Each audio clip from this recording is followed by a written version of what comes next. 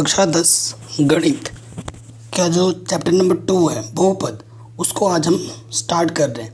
और बहुपद में जो प्रश्नावली 2.1 है और जो 2.2 है उसे आज हम डिटेल में सॉल्व करेंगे, ठीक है। और मैंने बाकी सभी चैप्टर करा रखे हैं, चैप्टर 2, 3, 4, 5, 6 सारे सबके लिंक्स में दे दूंगा डिस्क्रिप्शन पे, आप उनको ज़रूर चेक करना। तो देखो बहुपद, ये आप पहली बार नहीं पढ़ रहे हैं, ये बहुपद के बारे में आप कक्षा 9 में भी पढ़ चुके हैं, ठीक है। अगर आपको बहुपद के बारे में ज़्यादा जानकारी नहीं है तो कोई दिक्कत नहीं, मैं इस वीडियो में थोड़ा इंट्रोडक्शन दे दूंगा। साथ ही साथ अगर आपको ज़्यादा जानकारी चाहिए तो कक्षा 9 में जो चैप्टर नंबर 2 है बहुपद, उसको भी आप ज़रूर देखिएगा, ठीक है। बहुपद को जानने के लिए देखो, बहुपद का मतलब होता क्या होता है, एक से ज़्यादा पद, ठीक है। बहुपद का मतलब क्या होता है, एक से ज़्यादा पद, एक से ज़्यादा पद, सीधा। अब इसके डिटेल में हम आ रहे हैं, ठीक है। बहुपद का मतलब होता है एक से ज़्यादा पद, ठीक। अब बहुपद के बारे में अगर आपको जानना है तो आपको दो चीज़ों के बारे में जानना पहले बहुत ज़रूरी है, एक है चर और एक है अचर। पहले चर अचर के बारे में जानते हैं, उसके बाद हम बाकी चीज़ों के बारे में जानेंगे, ठीक है। अगर चर की बात करें, जैसे हम लिखते हैं ना x, y, z, t, ये इस तरीके के जो नंबर होते हैं u, v, ये सब हमारे क्या होते हैं, चर। e, b, ये सब हमारे चर हैं। अचर क्या होता है, जैसे कि मैंने ये लिख दिया 2 माइनस के 3, 1/2, √3, 1000, ये जो जितने भी नंबर्स होते हैं ना वो हमारे क्या होते हैं, अचर, ठीक है। सो सबसे पहली चीज़, बहुपद को जानने के लिए हमें इन दो चीज़ों के बारे में जानना बहुत ज़रूरी है कि भाई चर क्या होता है, अचर क्या होता है, ठीक है। तो ये चर हुआ, ये अचर हुआ, आपको पता चल गया चर अचर क्या होता है। अब आते हैं बहुपद जानने के लिए सबसे मेन चीज़, पहली चीज़ हमारे पास आती है वो होती है बीजीय व्यंजक। क्या होता है बीजीय व्यंजक।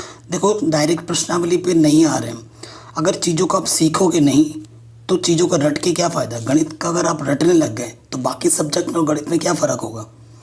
चीज़ों को हमें समझना है, रटना नहीं है, क्वेश्चन को रटना नहीं है।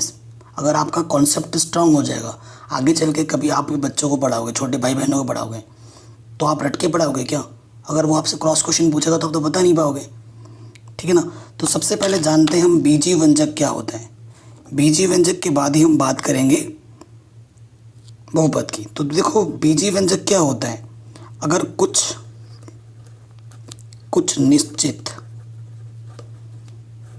निश्चित हम चर लें तथा अचर लें, अचर राशियों, कुछ निश्चित चर तथा अचर राशियों के योग अंतर, गुणन, भाग इत्यादि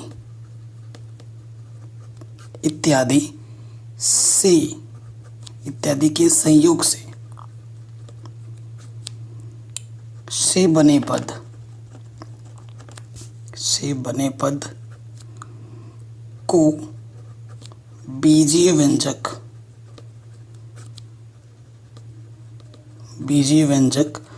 कहा जाता है या कहते हैं, ठीक है। ये जो चीज़ मैं बोला को हमारे पास मेन चीज़ क्या होगा, हमारे पास मेन चीज़ होगा, एक तो होगा चर, एक होगा अचर। चर और अचर को साथ में लेके उनका अगर आप जोड़ो, उसको घटाओ, उसका गुणा करो या उसका भाग दो, तो उसके संयोग से जो पद बनता है उससे हम क्या बोलते हैं, बीजीय व्यंजक। अगर मैं आपको उदाहरण दूं, एग्जाम्पल दूं, ठीक है, एग्जाम्पल दूं, जैसे मैंने एक अचर ले लिया 2 और एक चर ले लिया मैंने x², तो 2x², ये एक हमारा बीजीय व्यंजक है, ठीक है। अब इसमें मैं कुछ पद और जोड़ दे रहा हूँ, जैसे कि 4x, ठीक है, ये भी एक बीजीय व्यंजक है। और एक मैं लिखता हूँ जैसे कि √x + 7y, ये भी एक बीजीय व्यंजक है, ठीक है। जैसे कि मैंने ये लिख दिया 3x, ये लिख दिया मैंने 7y, ये सब हमारे बीजीय व्यंजक हैं, ठीक है, पदों को जोड़ रहे हैं, सिर्फ प्लस लेकर कुछ घटा भी दो, जैसे कि 7x माइनस के 3y। ठीक है, तो जोड़ घटाना गुणा भाग कुछ भी हो सकता है। तो ये हमारा बीजीय व्यंजक है ये सभी। अब हर एक बीजीय व्यंजक बहुपद होगा ये ज़रूरी नहीं है। ठीक है, हर एक बीजीय व्यंजक बहुपद होगा ये ज़रूरी नहीं है, यह आवश्यक नहीं है कि हर एक बीजीय व्यंजक बहुपद होगा। बहुपद होने के लिए कुछ नियम कानून है। बहुपद, आप बहुपद किसे बोलोगे? ठीक है, जो मैं आपको पढ़ा रहा हूँ प्लीज़ इसका नोट बना लेना। बहुपद किसे कहोगे आप? व्हाट इज़ बहुपद? तो ऐसे अब लिखना आप, ऐसे ऐसे बीजीय व्यंजक, ऐसे बीजीय व्यंजक को बहुपद कहते हैं।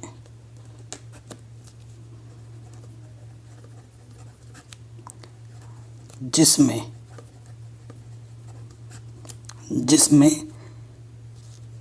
3 चीज़ों का पालन होता है, नंबर 1, नंबर 2, नंबर 3। ठीक है, पहली चीज़ क्या है? आप बोलोगे सर पहली चीज़ क्या है? तो जो चर राशि होती है, चर राशि वही जो x y z होता है ना, चर राशि का जो घातांक होगा, मतलब जो पावर में लिखा जाएगा ऊपर, एक धनात्मक पूर्णांक होना चाहिए।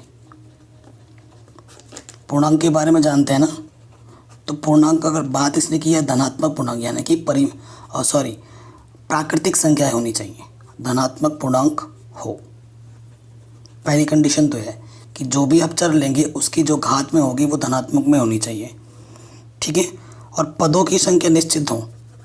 ये निश्चित का मतलब है 500 को जो भी आप गिन सकते हैं, जो आप मुंह से बोल सकते हैं। अगर बहुपद को डॉट डॉट करके छोड़ा जाता है तो वो बहुपद नहीं होगा। पदों की संख्या उसमें निश्चित होनी चाहिए, पदों की संख्या निश्चित हो। ये दूसरा कंडीशन है कि पदों की संख्या निश्चित होनी चाहिए। और तीसरा पद क्या है? प्रत्येक पद में चर राशि का गुणांक एक वास्तविक संख्या हो।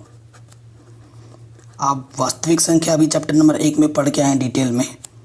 ठीक है, आप वैसे जो आप पढ़ रहे हैं ना कक्षा 10 में, उस सभी की सभी वास्तविक संख्या के बारे में ही पढ़ रहे हैं। अभी आपको काल्पनिक संख्याओं के बारे में कोई भी ज्ञान नहीं है, तो ये ज़्यादा मैटर नहीं करेगा आपके लिए अभी फ़िलहाल के लिए।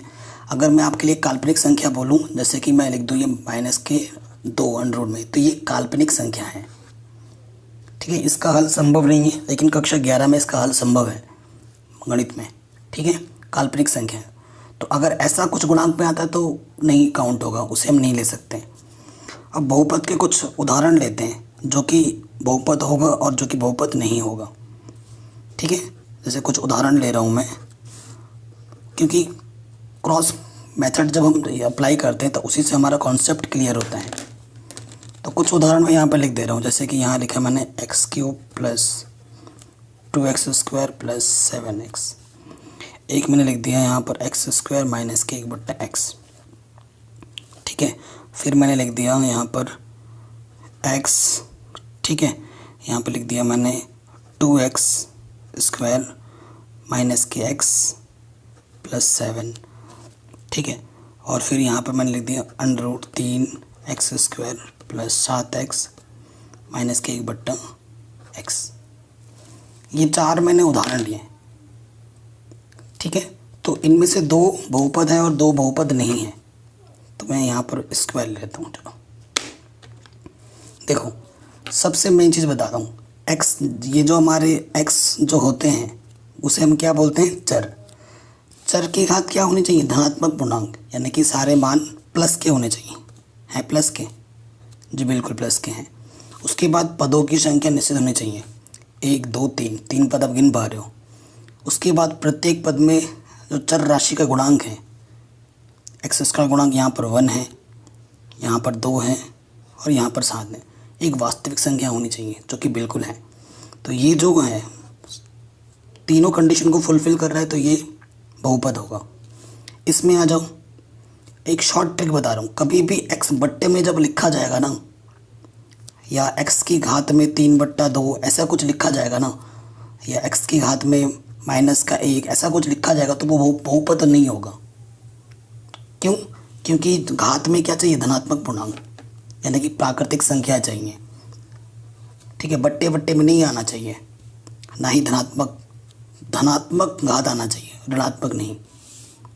ठीक है, तो अगर बट्टे में 3/2 हो, बट्टे में हो या माइनस में हो, तो वो बहुपद नहीं होता है। 1/x से हम बट्टे में आ गया तो ये बहुपद नहीं होगा। x की घात 2 है, x की घात प्लस में 1 है, तो ये बहुपद है। ये देखो बट्टे में आ गया x², ये बहुपद नहीं होगा। तो बहुपद के बारे में समझ में आ गया, कौन सा बहुपद होगा, बहुपद नहीं होगा। अब बहुपद के प्रकार के बारे में जानते हैं। नेक्स्ट टॉपिक हम क्या पढ़ेंगे, बहुपद के प्रकार। ये सब है आपके पास, ये सब जानकारी बहुत ज़रूरी है। ठीक है, बहुपद के वैसे प्रकार तो अनेक होते हैं, लेकिन कुछ मैं बता देता हूँ। जैसे कि मैंने यहाँ लिख दिया एक पदी, फिर मैं लिख देता हूँ द्विपदी, फिर लिखता हूँ त्रिपदी। मतलब नाम से ही स्पष्ट हो जा रहा होगा आई थिंक। एक पदी का मतलब जिसमें एक ही पद हो, जैसे कि x² x या फिर 7x या फिर -3y, ऐसे एक पद, एक ही पद है। जब तक धन प्लस ना हो, माइनस ना हो, तो उसे एक ही पद बोला जाएगा। तो ये सभी कॉमा लगा के लिखा है मैंने, ये सभी हमारे एक पद के हैं। द्विपद की बात करूँ तो जैसे कि मैंने लिखा x² प्लस का x, कॉमा दूसरा मैंने लिख दिया -3x² प्लस के x, या फिर 3x प्लस 7। ये सब द्विपदी हैं क्योंकि दो पद हैं, 1 2 1 2 1 2। त्रिपद में ऐसे 3 हो जाएंगे, जैसे कि x³ ठीक है, x³ प्लस x प्लस 7, तो ये त्रिपदी हो गया। ठीक है, तो एक पदी, द्विपदी, त्रिपदी में समझ में आया अंतर क्या होता है। ओके, ये भी हो गया हमारे पास। अब एक आता है नया नाम, शून्य बहुपद। इन सब की अगर आपको जानकारी हो जाएगी ना, क्योंकि आपकी एग्ज़ाम में मल्टीपल चॉइस क्वेश्चन आता है, MCQs आता है ना, ऑब्जेक्टिव। अगर आप ये सब स्किप कर दोगे ना, तो ऑब्जेक्टिव क्वेश्चन वही बच्चा कर पाता है जिसका कॉन्सेप्ट मजबूत है। ये सब छोड़ दोगे तो कॉन्सेप्ट मजबूत नहीं रहेगा, तो MCQ आपके सारे गलत हो जाएंगे। ठीक है, तो अगर शून्य बहुपद क्या होता है, अब आप बोलोगे अरे भाई जिसमें शून्य बहुपद क्या हो गया, ये क्या बला है। तो शून्य बहुपद में क्या होता है, जो चर होगा, चर की घात शून्य हो। जब चर की घात शून्य होती है तो उसे हम क्या बोलते हैं, शून्य बहुपद। और इसका उदाहरण मैं अगर बोलूं तो कोई भी अगर संख्या है, हर एक संख्या जो होती है, हर एक संख्या, ये जो संख्या है, संख्या, तो ये सभी क्या है, शून्य घात की हैं, क्योंकि इसमें कोई भी चर नहीं है।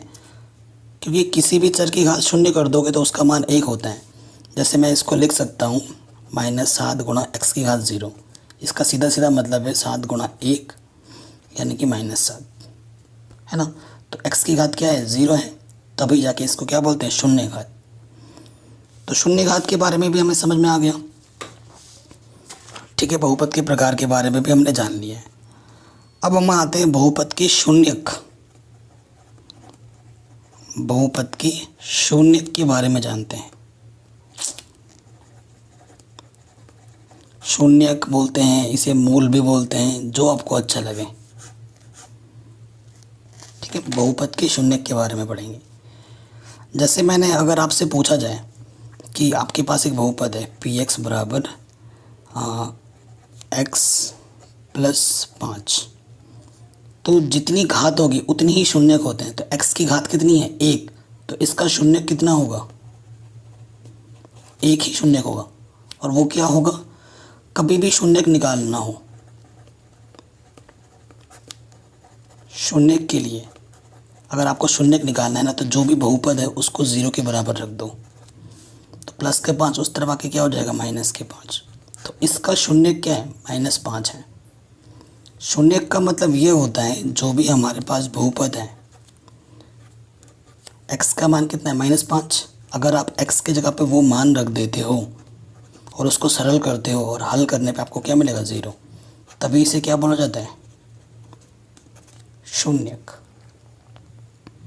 तो ठीक है, तो x की जितनी घात होगी उतने ही शून्यक हो गए आपके। बहुपद की जितनी घात होती है उसके उतने ही शून्यक होते हैं। ठीक है, अगर कोई मान आपको दे रखा है, अगर आपसे पूछा जाए क्या इसका शून्यक है या नहीं है, तो आपको क्या करना है, अगर वो मान आप उस बहुपद में रखते हो और हल करने पर अगर शून्य देते हैं तब तो वो उसका शून्यक है। जैसे इस क्वेश्चन में x की जगह पर मैंने 5 रखा है और हल करने पे 0 मिला है, तो x बराबर -5 इस बहुपद का एक शून्यक है। अगर मैं x की जगह कुछ और रखता, जैसे कि अगर मैं 2 रख देता, तो 2 + 5 7 होता है, जो कि 0 नहीं आता, शून्य नहीं आता, तो x बराबर 2 इसका शून्यक नहीं होता। ठीक है, तो इतनी चीज़ काम की चीज़ थी, हमारे लिए बहुत ज़रूरी थी, हमने समझ लिया, हर एक चीज़ को पढ़ लिया। ठीक है, अब हम आते हैं एक इन चीज़ों के बारे में पढ़ लो कि रैखिक बहुपद क्या होता है ना। यहाँ पर आपका आ रहा है ना रैखिक बहुपद, रैखिक बहुपद, फिर यहाँ पर है द्विघात बहुपद, त्रिघात बहुपद। तो इसको भी ज़रा देख लीजिए। रैखिक बहुपद का मतलब होता है x की अधिकतम घात कितनी होगी, 1 होगी। द्विघात बहुपद का मतलब होता है x की अधिकतम घात कितनी होगी, 2 होगी। और त्रिघात बहुपद का मतलब होता है x की अधिकतम घात कितनी होगी, 3 होगी। तो देखो रैखिक बहुपद x की अधिकतम घात कितनी है, 1 मतलब जो भी आपका चर होगा ना, यहाँ पर x था यहाँ y है, तो y की अधिकतम घात 1, x की अधिकतम घात 1, z की अधिकतम घात 1, u की अधिकतम घात 1। तो ये सब हमारे रैखिक बहुपद हैं। अब यहाँ देखो द्विघात बहुपद में y की अधिकतम घात 2, x की अधिकतम घात 2, है ना। इधर आ जाओ, u की अधिकतम घात 2, यहाँ v की अधिकतम घात 2। तो ये सभी हमारे क्या हैं, द्विघात बहुपद हैं। इसी तरीके से त्रिघात बहुपद में आ जाएंगे, x की अधिकतम घात कितनी होगी, जो भी हमारा चर होगा उसकी अधिकतम घात कितनी होगी, 3। जैसे यहाँ देखो 3, यहाँ 3, यहाँ 3, यहाँ 3, अधिकतम घात देखनी है हमें, उससे छोटा भी हो सकता है। जैसे कि देखो यहाँ पर अधिकतम 3 है, उसके छोटा x² भी है, तो हमें वरीयता सबसे बड़े वाले को दिया जाता है ना। तो रैखिक बहुपद है जिसकी अधिकतम घात 1 हो, द्विघात बहुपद जिसकी अधिकतम घात 2 हो, और त्रिघात बहुपद जिसकी अधिकतम घात 3 हो। और शून्य बहुपद तो मैं पहले ही आपको बता चुका हूँ। अब प्रश्नावली 2.1 में आते हैं, जो कि बहुत ही सरल है, बहुत ही आसान है। ठीक है, 2.1 को बताने से पहले मैं आपको बताना चाहता हूँ कुछ चीज़ें, है ना। आपको पता है यहाँ पर हमारा क्या होता है, केंद्र होता है, इसे हम O से प्रदर्शित करते हैं 0 0। इसे हम क्या बोलते हैं, इसे हम बोलते हैं केंद्र, केंद्र बोलते हैं। और ये जो है हमारा, ये हमारा फर्श है और ये हमारा दीवार है, एकदम सीधा खड़ा होता है, और इनके बीच में 90 अंश का कोण बनता है, हर में लंबवत होता है ये। इधर x का मान प्लस में होता है, इधर x का मान माइनस में होता है, इधर y का मान प्लस में होता है, इधर y का मान माइनस में होता है, डैश कर दिया। तो अगर यहाँ 1 है, यहाँ 2 है, 3, इधर होगा -1, -2, -3, इधर 1 2, इधर -1 -2। ठीक है, ये चीज़ हमें पता है। अब देखो, अब क्या है कि अगर आपको ग्राफ पेपर दिया गया है, ये आपको ग्राफ पेपर दिया गया है और आपसे बोला जाए ग्राफ पेपर को देखते हुए आपको बताना है कि कितने शून्यक हैं, तो आपको हमेशा याद रखना है x अक्ष में जितने कट बिंदु मिलेंगे, आम भाषा में बोल रहा हूँ, जितने कट बिंदु मिलेंगे वह उतना ही शून्यक देगा। अब जो चीज़ मैंने आपको बोली है हमेशा ध्यान रखना है, एक्स अक्षिश में जितने कट बिंदु देंगे उतना ही हमारा शून्य होगा। अगर एक्स अक्षिश में कोई कट बिंदु नहीं आ रहा तो उतने शून्य हमारे नहीं होंगे। अब गौर से देखिएगा पहले चित्र को, ये हमारा एक्स एक्सिस है, एक्स एच है, तो यहाँ पर कोई कट बिंदु मिल रहा है, मतलब कोई कटान बिंदु मिला है यहाँ पर? नहीं मिला। वाई एक्सिस पे मिल रहा है, लेकिन वाई से मेरे को कोई लेना देना नहीं है, मेरे को लेना देना बस एक्स से है। तो एक्स में कोई भी कटान बिंदु नहीं है, तो इसमें कितने शून्य हैं? 0। फिर ये देखो इधर आया, यहाँ पे कट मिला एक्स में, एक ही कटान बिंदु मिला, तो इसमें कितने शून्य हैं? 1। अब इधर आ जाओ, इस पे कितने कट बिंदु मिले एक्सिस पे? 1 2 3। ठीक है, तो 3 शून्य हैं। यहाँ आ जाओ इस चित्र में, ये एक्सिस, इसमें कितने कट मिले देखो? 1 2 शून्य हैं। इसमें आ जाओ, 1 2 3 4, तो इसमें 4 शून्य हैं। इसमें आ जाओ, 1 यहाँ 2 यहाँ 3, तो इसमें कितने शून्य हैं? 3। ठीक है, तो ग्राफ पेपर देख के भी हमने शून्य का ज्ञात आराम से कर ली, कोई भी परेशानी नहीं हुई हमें। तो इस तरह के प्रश्न आपसे पूछे जा सकते हैं एग्ज़ाम में। ठीक है, सो जो 2.1 प्रश्नावली है उसे हमने बड़ी आसानी के साथ कर लिए हैं। ठीक है, कोई भी दिक्कत हमें नहीं हुई है। 2.1 ख़त्म। अब आते हैं हम 2.2 में। अब हम 2.2 प्रश्नावली को करेंगे, लेकिन 2.2 प्रश्नावली को करने से पहले ठीक है कुछ चीज़ें आपको बतानी ज़रूरी हैं, उसके बिना काम नहीं बनेगा। बहुत ही सरल सा प्रश्नावली है 2.2। देखिए कैसे होगा ये। हमें द्विघात समीकरण के बारे में जानना पड़ेगा। द्विघात बहुपद या द्विघात समीकरण,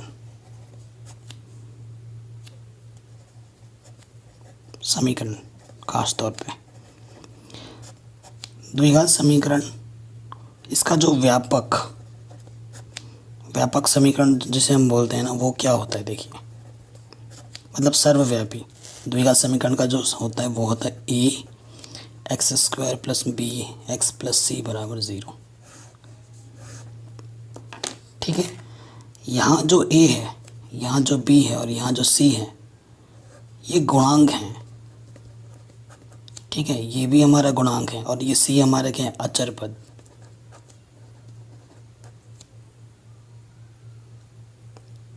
तो देखो, ये द्विघात समीकरण या द्विघात बहुपद तभी संभव है जब यहाँ स्पेशल कंडीशन है, जब a का मान क्या ना हो?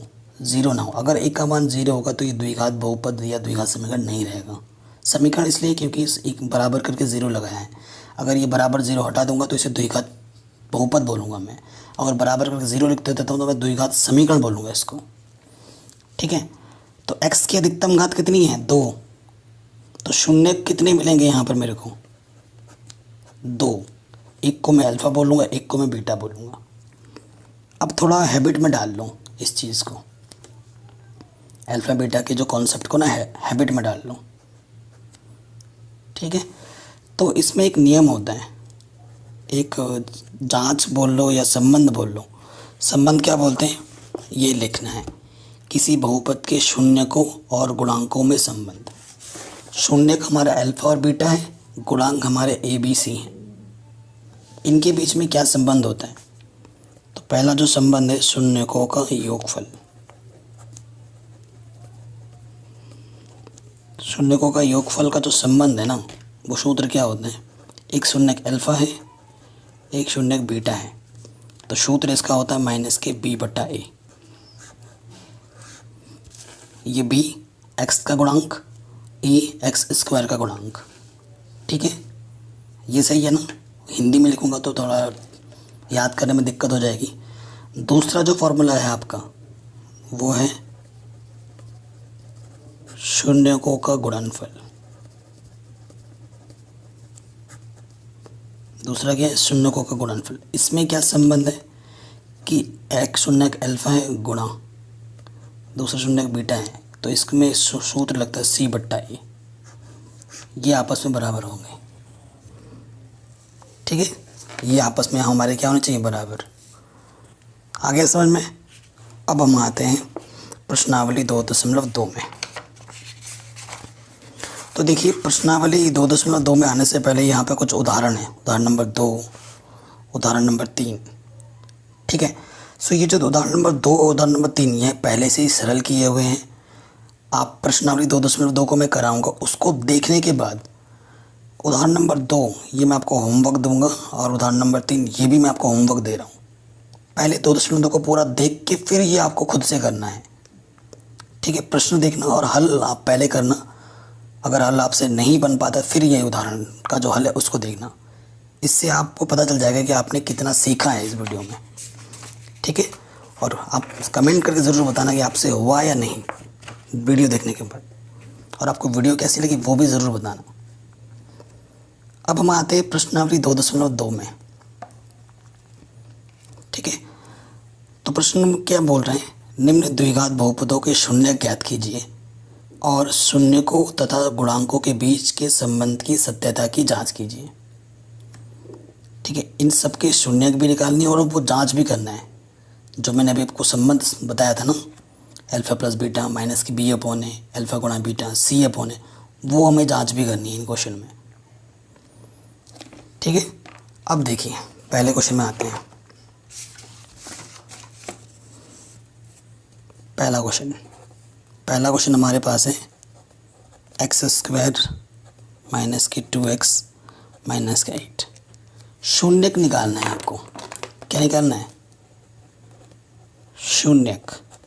शून्यक के लिए क्या करते हैं, मैंने आपको स्टार्टिंग में ही बोला, जो भी बहुपद होता है उसको किसके बराबर रखते हैं, 0 के बराबर। है समझ में। अब यहाँ पर नियम ढंग से देखना, इस नियम को हमें ढंग से देखना है। देखो एक्स स्क्वायर का जब गुणांक कुछ भी नहीं है तो 1 है, क्योंकि किसी भी संख्या को 1 से गुणा करते हैं तो वही रहता है। इसमें नियम क्या होता है, इस विधि का जो नाम है वो है गुणनखंड विधि। क्या विधि है, गुणनखंड विधि। द्विघात समीकरण को हल करने के आप कई सारे विधि पढ़ेंगे कक्षा 10 में।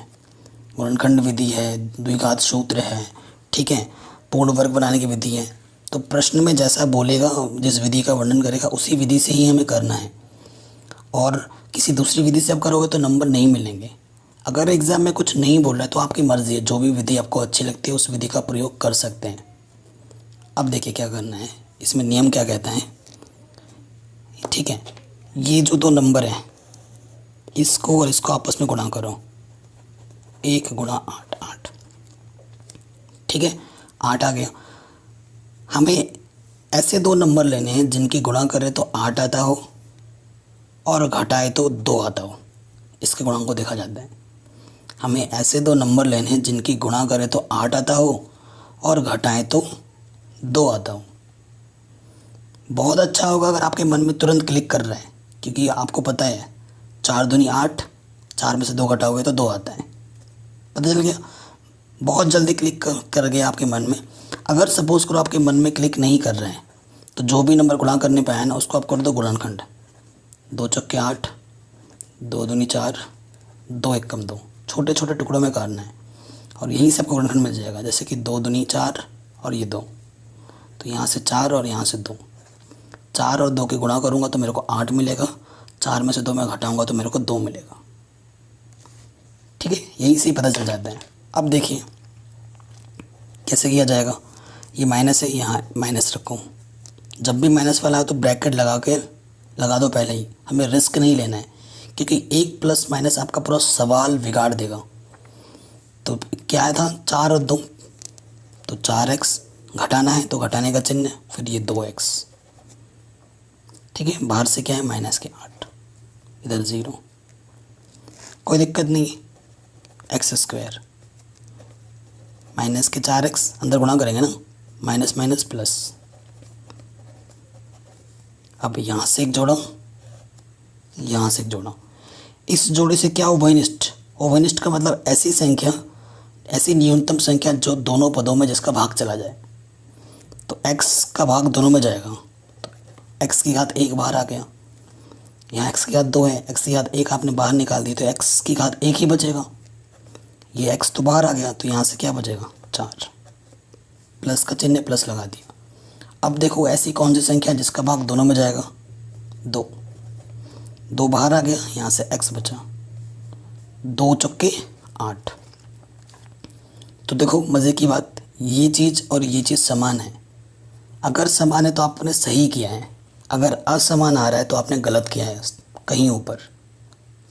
ठीक है, तो गुणनखंड बनाना है तो जो 2 बार है उसको एक बार लिखो, और जो आपने ब्रैकेट मतलब जो आपने कॉमन निकाला है उसको दूसरे ब्रैकेट में डाल दो, x प्लस का 2। फिर आपको क्या करना है, यदि x माइनस 4 बराबर 0, तो माइनस के 4 इधर आके क्या हो जाएगा, प्लस के 4। तो इसे मैं क्या बोल दूंगा, अल्फ़ा। ठीक है, इसे मैं बोल दूंगा अल्फ़ा। फिर इधर लिखूंगा यदि, इसको 0 रखना है, अब प्लस के 2 इधर आके क्या हो जाएगा, माइनस के 2। तो ये मेरा क्या हो जाएगा, बीटा। तो ये मेरे 2 मूल हैं, आंसर आ गया है। अब आपको क्या करना है, जांच के लिए देखो सबसे पहले हमारे पास दिया है, क्या दे रखा है हमें, x² माइनस के 2x माइनस के 8 बराबर 0। ये द्विघात समीकरण हमें दे रखा है। ठीक, तो यहाँ देखो हमारे पास क्या है, x² का गुणांक कुछ नहीं है तो 1, b क्या होता है x का गुणांक माइनस के 2, और c क्या है हमारे पास माइनस के 8। कोई दिक्कत नहीं है। फिर देखो हम क्या करेंगे, पहला शून्यकों का योगफल जांच में सूत्र क्या होता है, अल्फ़ा प्लस बीटा बराबर माइनस के b बट्टा है। जैसे मुझे याद हो गया वैसे आपको भी याद हो जाना चाहिए। अल्फ़ा हमारा कितना आया था 4, प्लस बीटा हमारा कितना आया था माइनस के 2, माइनस b हमारे पास कितना है माइनस के 2, और a हमारे पास कितना है 1। 4 plus into minus, minus minus गुणा माइनस प्लस, 4 में से 2 घटाओगे तो 2, 2 बट्टा 1 2, आ गया दोनों तरफ बराबर। दोनों तरफ बराबर हमें ये प्रदर्शित करता है कि हमने जो आंसर निकाला वो बिल्कुल सही है। फिर हम निकालेंगे दूसरा, शून्यकों का गुणनफल। ठीक है, शून्य का गुणनफल क्या होता है, अल्फ़ा गुणे बीटा c अपॉन है। तो अल्फ़ा हमारा कितना है 4, बीटा हमारा है माइनस के 2, c हमारा है माइनस के 8, और a हमारा है 1। 4 दूनी माइनस के 8, और किसी भी संख्या को 1 से भाग देते तो ऊपर जो होता है वही आ जाता है। फिर से आगे बराबर, ये प्रदर्शित करता है कि हमारा उत्तर सही है। अगर बाय द वे समझ में नहीं आए तो इस वीडियो को दोबारा एक बार देख लेना, ठीक है, और नोट्स बनाते हुए चलना, तभी ज़्यादा बेटर होगा। तो पहला क्वेश्चन हमारा आराम से बन गया। अब आ जाओ, सेम उसी टाइप का क्वेश्चन है, लेकिन इसमें क्या किया गया है, x की जगह h लिख दे, y लिख दे, u लिख दे, t लिख दे, इससे कोई फ़र्क नहीं पड़ता। हमारा क्वेश्चन करने का तरीका बिल्कुल वैसा ही रहेगा। ठीक है, अब हम आते हैं सेकंड नंबर पर। क्या है ये, 4s² 4s प्लस 1, शून्य के लिए से क्या कर देते हैं, इक्वल टू 0। फिर से वही चीज़ है, इसकी और इसकी गुणा करेंगे। तो ऐसी 2 संख्या लेनी है जिनको गुणा करने पे 4 है और जोड़ने पे भी कितना है 4 है। ठीक है, जोड़ने पे भी कितना है 4 है। 2 2 2 गुणा 2 4 होता है, 2 2 को जोड़ो तो 4 होते हैं, सिंपल। तो यहाँ लिखेंगे 2s, चिन्ह है धन का, फिर लिखेंगे 2s, माइनस से अंदर गुणा कर देंगे। ठीक है, माइनस से गुणा सिर्फ ब्रैकेट के अंदर दिखा होगा, इसके गुणा फिर इससे भी मत कर देना।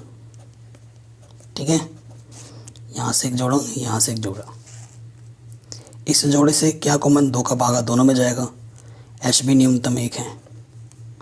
दो दूनी 4, एच स्क्वायर से एच बाहर है तो यहाँ एच बचेगा, 2h एक कम 2h, ठीक है, माइनस। फिर देखिए अब इसमें से कुछ भी भागा नहीं जाएगा, जो दोनों में भागा जा रहा हूँ, जब कुछ भी भागा नहीं जाए तो अब 1 लिख दो, ठीक है, और अंदर जो है वो लिख दो। चूँकि ब्रैकेट के बाहर नेगेटिव है तो चिन्ह अंदर का बदल जाएगा, प्लस से क्या हो जाएगा माइनस। जो 2 बार है उसे हम क्या लिखेंगे 1 बार, और जो आपने कॉमन निकाला है उसको दूसरे ब्रैकेट में, क्योंकि ये गुणनखंड विधि है, गुणनखंड हम बना रहे हैं, ठीक है। सेम आ गया।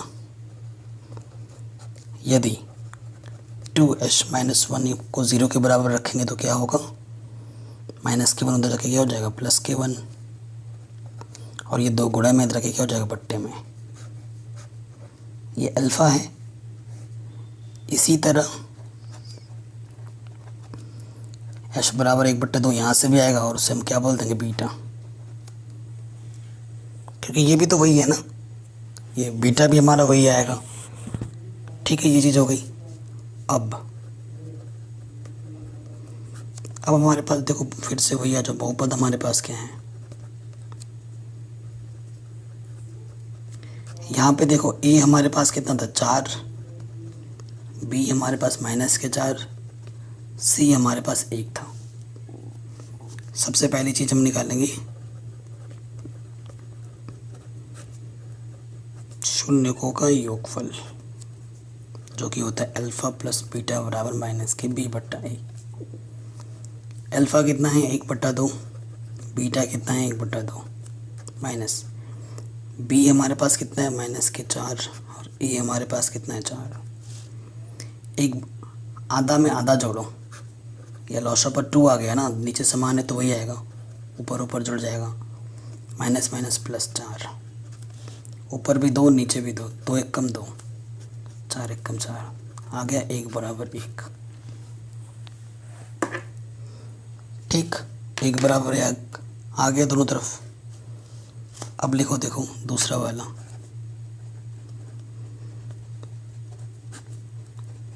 शून्यकों का गुणनफल, वो क्या होता है अल्फ़ा गुणा बीटा c/a, यही होता है।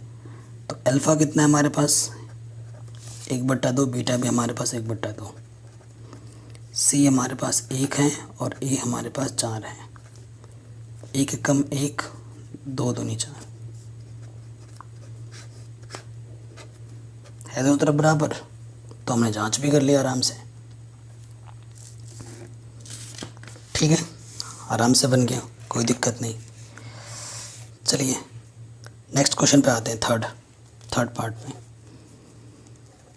यह है 6x² -3 -7x। तो ये व्यवस्थित नहीं है, क्योंकि जो व्यवस्थित करने का तरीका है सबसे बड़ी घात, उसके बाद छोटी घात, उसके बाद अचर पद आता है। तो आप क्या लिखेंगे व्यवस्थित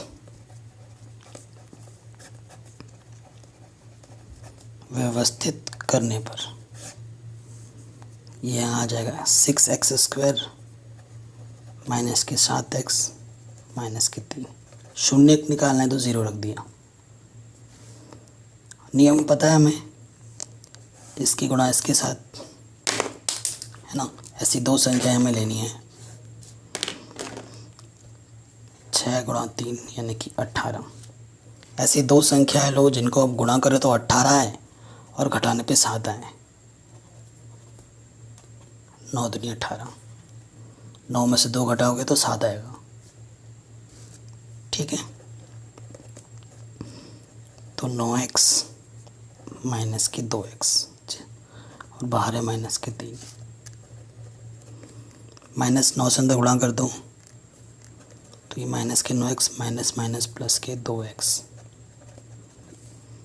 यहाँ से एक जोड़ो, यहाँ से एक जोड़ो, इस जोड़े से क्या भागा जाएगा दोनों में 3 का, और क्या x दोनों में कॉमन है, 3 दूनी 6, x² से x बाहर है तो एक ही x बचेगा, 3 3 9, x बाहर आ गया तो 3 ही बचेगा।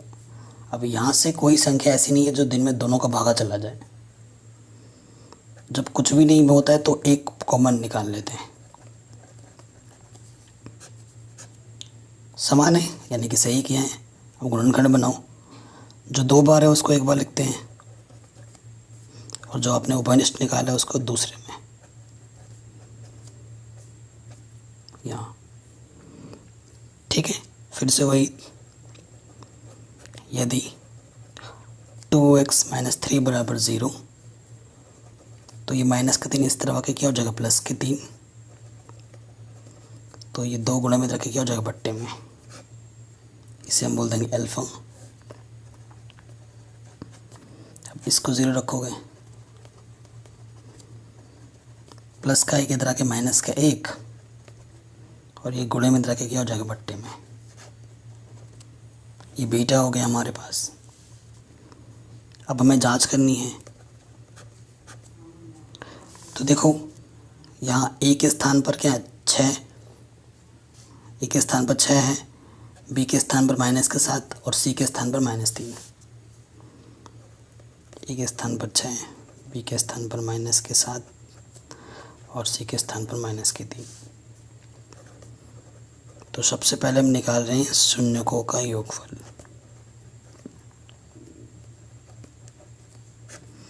जो कि होता है अल्फ़ा प्लस बीटा बराबर माइनस के बी अपॉन ए। सूत्र, अल्फ़ा का मान कितना है 3/2 माइनस 1/3।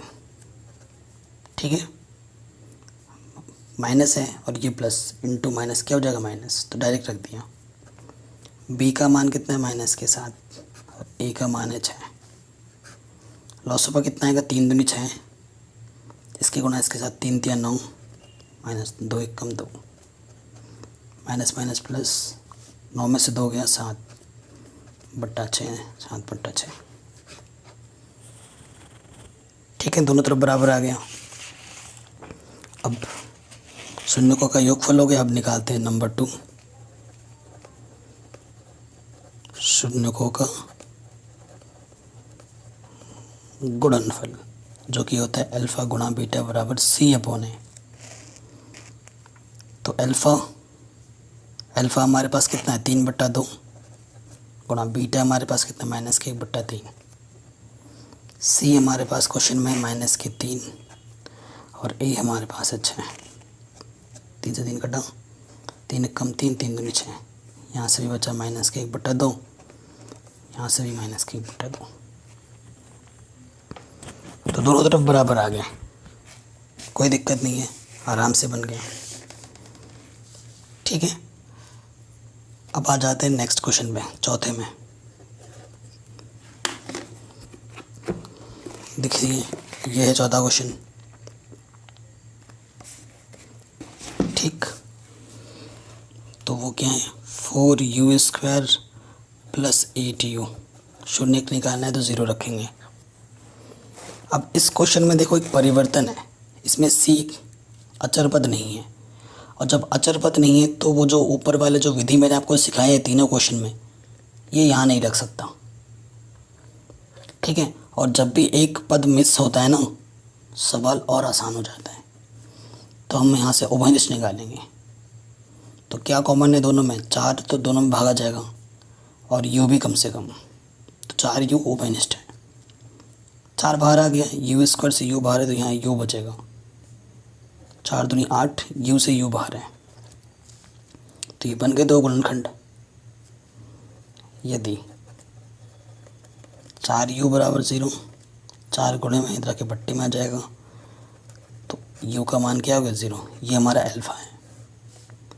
दूसरा, यदि u + 2 बराबर 0, तो प्लस का 2 इधर के क्या हो जाएगा -2, तो ये हमारा बीटा है। चूँकि देखो a हमारे पास कितना था 4, b हमारे पास कितना था 8 और c हमारे पास था ही नहीं, तो क्या लिखेंगे 0।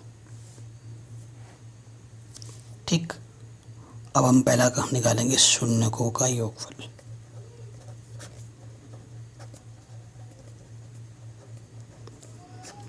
वो होता है अल्फ़ा प्लस बीटा बराबर -b/a। अल्फ़ा कितना है हमारे पास 0, बीटा कितना है -2, बी कितना है हमारे पास 8 और ए कितना है 4, प्लस माइनस -2, 4 दूनी 8। आ गया दोनों तरफ बराबर, तो ये सही है हमारा। वो गुणनफल भी निकालो,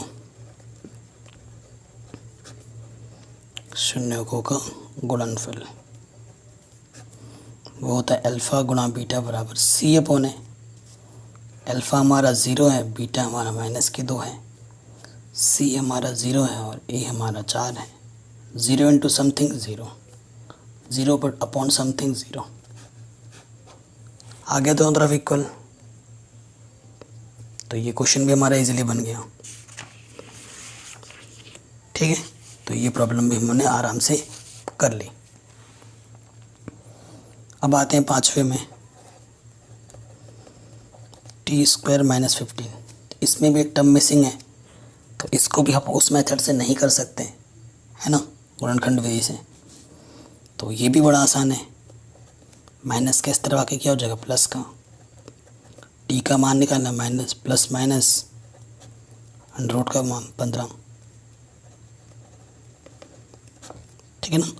अर्थात एक t का मान एक बार प्लस में लोगे तो प्लस के अंडर 15 आएगा, इसे हम अल्फ़ा बोलेंगे, और एक बार माइनस में लोगे तो माइनस के अंडर 15 आएगा, इसे हम बीटा बोलेंगे। ठीक है, यहाँ t² का गुणांक कुछ क्या है 1, t के गुणांक को हम b बोलेंगे, t तो है ही नहीं तो b हमारा 0 है, और अचर पद हमारा कितना है -15। अब शून्यकों का योगफल,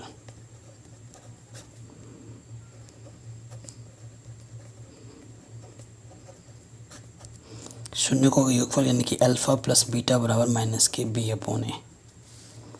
अल्फ़ा कितना है हमारे पास +15, बीटा हमारे पास है √-15, बी हमारे पास 0 है, ए हमारे पास 1 है, प्लस के √15 में से माइनस के √15 घटा दोगे तो 0 आ जाएगा, और 0 बट्टा समथिंग क्या होता है 0। आ गया दोनों तरफ बराबर, फिर निकालेंगे हम शून्यकों का गुणनफल। तो शून्यकों का गुणनफल क्या होते हैं अल्फ़ा गुणा बीटा यानी कि C/a। तो अल्फ़ा कितना है हमारे पास प्लस के √15 और बीटा कितना है माइनस के √15। C हमारे पास -15 है और A हमारे पास 1 है। √15 गुणा √15 सिर्फ 15, -15 बट्टे 15, क्योंकि 2 बार अंडर होने पर हट जाता है गुणनफल में। ठीक है, तो ये क्वेश्चन भी हमारा आराम से बन गया। ऐसे ही छठे पार्ट पे आ जाते हैं। यहाँ क्या लिखा है 3x² - x - 4। ठीक है, इसको करते हैं हम।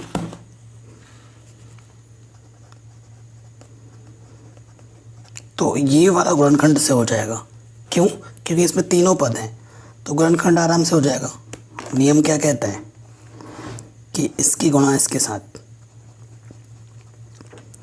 3 चौके 12। ऐसी दो संख्याएं लेनी है जिनको गुणा करने पे 12 है और घटाने पे इसका गुणांक क्या है, कुछ नहीं तो 1 है। ऐसी दो संख्याएं लेनी है जिनका गुणा करें तो 12 आए और घटाएं तो 1 आए। अगर आपके मन में क्लिक कर रहा है तो सही है, 4 या 12, 4 में से 3 घटाओगे तो 1 आएगा। अगर नहीं कर रहा है तो आप वैसे कट गुणनखंड करो, 2 छंग 12, 2 तिया 6, 3 एकम 3, 2 दूनी 4 और 3, 4 में से 3 घटाऊंगा तो 1 आ जाएगा। ऐसे आपको सोचना पड़ेगा। ठीक, तो देखिए बड़ी संख्या क्या आई थी 4, x घटाना है, यहाँ पर कितना घटाना है 3, -4। तो माइनस जब भी होता है तो माइनस से अंदर गुणा करते हैं, माइनस प्लस के 3x, बाहर है -4। यहाँ से एक जोड़ा, यहाँ से एक जोड़ा, इस जोड़े से क्या ओवरनिस्ट है केवल x। 3 बचेगा यहाँ, x² से x बाहर आ चुका है तो सिर्फ x बचेगा, x बाहर है यहाँ से, फिर 4 बचेगा। इस जोड़े में कुछ भी कॉमन नहीं है, ऐसी कोई संख्या नहीं है जिसमें दोनों का भाग चला जाए। तो कुछ भी जब कॉमन नहीं होता तो एक लिखते हैं, और यहाँ पे जो आया है यहाँ पे भी तो वही आएगा ना, ठीक है। अब जो 2 बार आया होता है गुणनखंड बनाने के लिए उसको एक ही बार लिखा जाता है, और जो आपने कॉमन निकाला है उसको दूसरे ब्रैकेट में x और ये प्लस का 1। फिर यदि 3x - 4 बराबर 0, तो ये माइनस के 4 के प्लस के 4, तो ये गुणे के तरह के बट्टे में हो गया, तो ये अल्फ़ा है। यदि x + 1 बराबर 0, तो प्लस का आगे तरह के क्या हो जाएगा, माइनस का, ये हमारा बीटा है। हमारे पास बहुपद क्या था, 3x² x - 4। यहाँ देखो a कितना हमारे पास 3, b कितना है x का गुणांक माइनस का 1, और c हमारे पास कितना है माइनस के 4। अब इस वाले पार्ट का मैं जांच आप पे छोड़ रहा हूँ, क्योंकि इतने सारे क्वेश्चन करा दिए, एक आध प्रैक्टिस के लिए मैं अगर नहीं छोड़ूंगा तो मज़ा नहीं आएगा ना। तो ये वाला क्वेश्चन का प्रैक्टिस आपको करना है, जांच का। जितने भी अभी 5-6 महीने किए ना, एक तो आप कर लो, आंसर तो मैं निकाल ही चुका हूँ, बस जांच आपको करने दे रहा हूँ, ठीक है। जांच करके कर लेना आप, जांच आराम से हो जाएगा। अब ये क्वेश्चन में आते हैं, क्वेश्चन नंबर 2 बहुत ही आसान है ना, बहुत ही ज़्यादा आसान है। क्या बोल रहे हैं, एक द्विघात बहुपद ज्ञात कीजिए जिसके शून्यकों के योग तथा गुणनफल क्रमशः दी गई संख्याएं हैं। ठीक है, बहुत ही सरल, बहुत ही सरल। देखो, अगर आपको द्विघात बहुपद निकालना है, द्विघात बहुपद याद करना है आपको, ठीक है। अगर आपके पास शून्यकों का योगफल है, ठीक है, शून्यकों का योगफल क्या होता है, अल्फ़ा प्लस बीटा। अगर आपके पास शून्यकों का गुणनफल है, जिसे हम बोलते हैं अल्फ़ा गुणा बीटा, यही होता है। तो जो द्विघात बहुपद होगा ना, उसका सूत्र पता है क्या होता है, x के पदों में x² यहाँ लगा दो, माइनस ब्रैकेट के अंदर आता है अल्फ़ा प्लस बीटा, बाहर से x प्लस अल्फ़ा गुणा बीटा। इस सूत्र को याद कर लो। अगर ये पता है यहाँ रखो, ये पता है यहाँ रखो, आंसर आपका द्विघात बहुपद आराम से निकल जाएगा झटके में, एक बार में। पहले संख्या पे आते हैं, पहले बोला है पहला योग है, उसके बाद गुणनफल है, ठीक है। तो शॉर्टकट में सिखा रहा हूँ आपको, मतलब शॉर्टकट नहीं है, प्रॉपर वे ही है। दिया है शून्यकों का योगफल, ऐसे लिख रहा हूँ मैं डायरेक्ट। दिया है शून्यकों का योगफल 1/4, और जो गुणनफल है अल्फ़ा गुणा बीटा वो दे रखा है -1। तो द्विघात बहुपद क्या होगा, द्विघात बहुपद सूत्र ये होता है हमारे पास x² माइनस के अल्फ़ा प्लस बीटा गुणा अल्फ़ा बीटा। मान रखेंगे अल्फ़ा प्लस बीटा का मान क्या है, 1/4 x, अल्फ़ा बीटा का मान क्या है -1। ये चीज़ है हमारे पास। अब इसको थोड़ा सा हल कर लो, ठीक है। x से कम x बट्टे में 4 प्लस माइनस -1, ये भी एक आंसर है, ये भी आंसर है। लेकिन कभी कभी MCQs में क्या होता है ना, ये आंसर आपको नहीं दिखाएगा, उसने थोड़ा और सरल किया होगा। कैसे, देखिए कैसे, देखो इसके बट्टे में कुछ नहीं तो 1 ले लो, इसके बट्टे में कुछ नहीं तो 1 ले लो, और लॉसअपा क्या आ जाएगा, 4 1 कम 4। अब बड़ा वाला इसके आपने गुणा किया है, तो शॉर्ट ट्रिक सिखा रहा हूँ, इसके गुणा इसके साथ होता है, इसके गुणा इसके साथ, तो यहाँ आ जाएगा 4x²।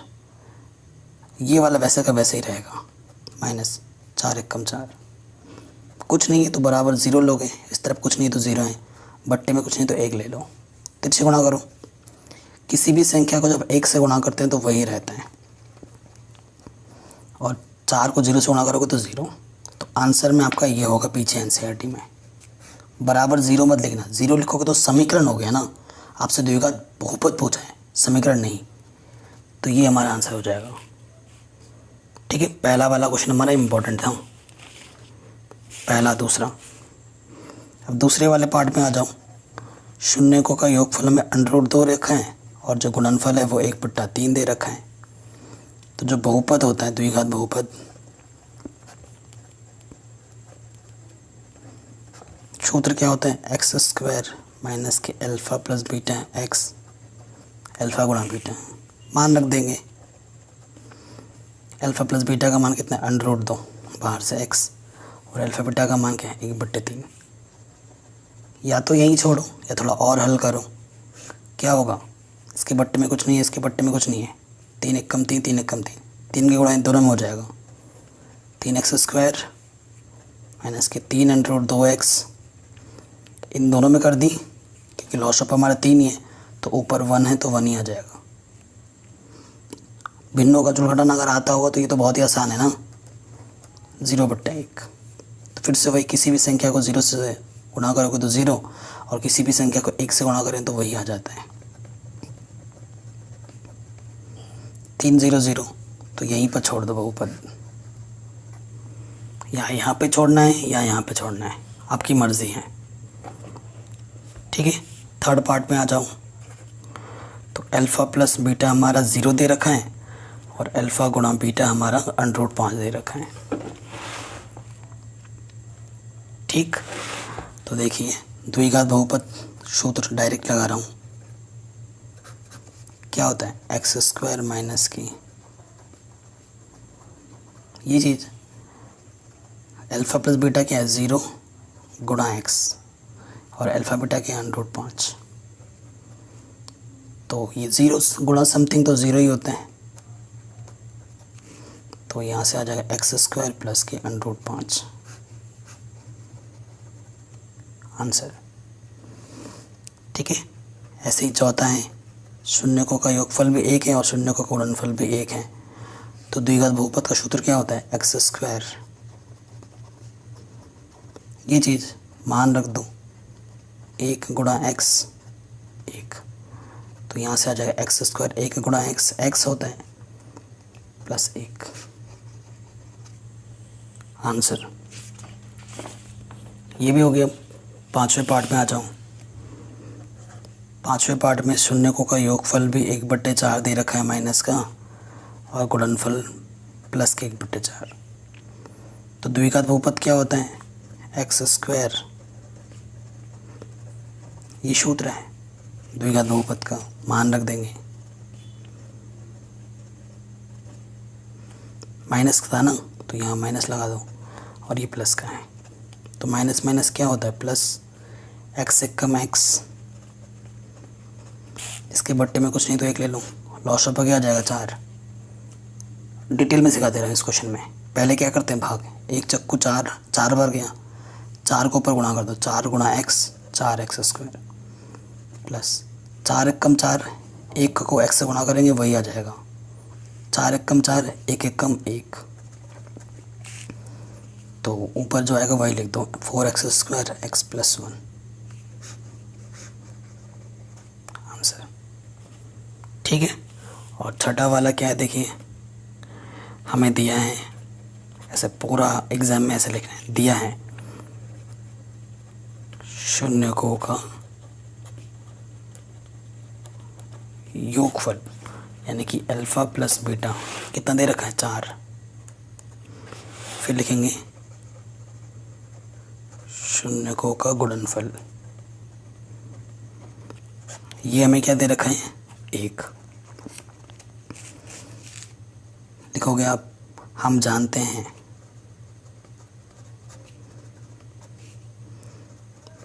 द्विघात बहुपद, द्विघात बहुपद क्या होता है? x² alpha plus beta x plus alpha गुणा बीटा। मान रखोगे, अल्फ़ा प्लस बीटा का मान 4 है, बाहर से x, और अल्फ़ा बीटा का मान 1 आंसर। तो इस तरीके से हमारी जो चैप्टर 2 का पूरा डिटेल कॉन्सेप्ट है वो हमने जाना। 2.1 किया, 2.2 किया, और इसी तरीके से सभी चैप्टर मैंने करा रखे हैं। लिंक्स मिल जाएगी आपको डिस्क्रिप्शन पे। Thank you. प्लीज़ इस वीडियो को हर जगह शेयर कर देना। कक्षा 10 गणित।